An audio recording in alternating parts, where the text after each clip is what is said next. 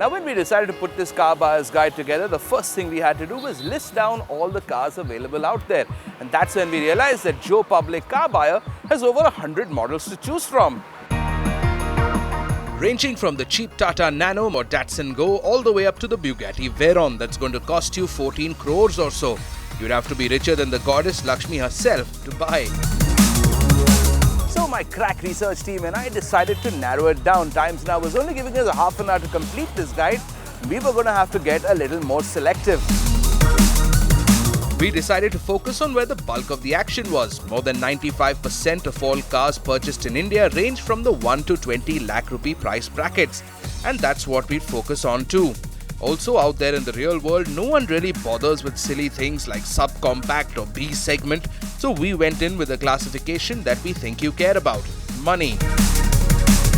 We've broken cars down according to their prices, and if you have between 1 to 5 lakh rupees to get your car on the road, here are your options. It might be at the bottom of the car heap, but poor sales notwithstanding, the Tata Nano, now in the Twist avatar, is an interesting car to own, especially if you're young and live in the city. It was already simple enough to use, but now you've got power steering and redesigned pedal settings.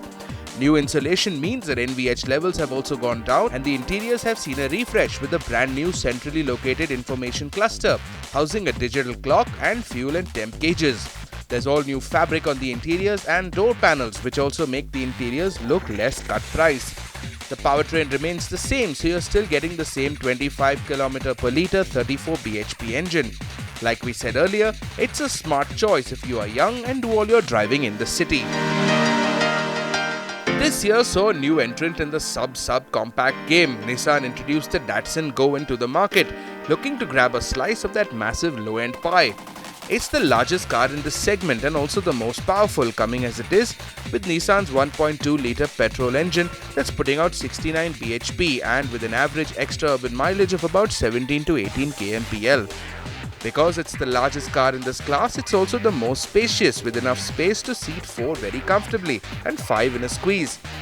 Suspension is also better than the competition, and ride is not bouncy as some of the other cars in this class. Where the Datsun does expose its shortcomings though are in the interiors. Compromises have been made on the insulation, so there's a lot of road noise coming in, and the dash and the driver interfaces feel tackier than what you'd normally find in a low compact car.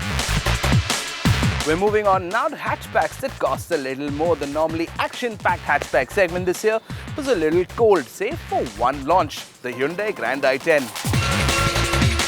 This car, which made its worldwide debut in India, is essentially the new global i10, though the made-for-India version is 100mm longer than the one sold in Europe, and hence the Grad tag on the boot. You've got the petrol engine carry forward from the existing i10, but you also have a new 1.1-litre CRDI diesel that's putting out 70 bhp and 164 newtons of torque. It's not fast by any standards, but the electric power steering and light clutch make driving in the city, its natural habitat, a very positive experience. Unlike most Hyundais, the Grand i10 has a great suspension system. Ride is comfortable and it does not have that baby animal wobble that you'll experience in other small Hyundais. Where this car does shine though are the interiors. Legroom is more than adequate. If you spring for the top-end version, Hyundai is throwing in kit that you'd only find in higher-end sedans. The dashboard uses some nice soft touch plastics. Add to that Hyundai's service reputation and you've got a car that will work very nicely in the city and suburbia, where you have no need for performance at all. Toyota too decided to add a little flash to the somewhat staid and boring Etios with this cosmetic crossover that they introduced a few months ago. Called the Etios Cross, it does look cool now somewhat. You've got a matte black plastic band that beefs up the bumper area, adding some amount of bulk to the car. And in the vein of off-roaders everywhere, you're also getting some skid plates in an aluminium finish that look alright. They've also added roof rails, a spoiler on the back and 15-inch diamond finish alloy wheels.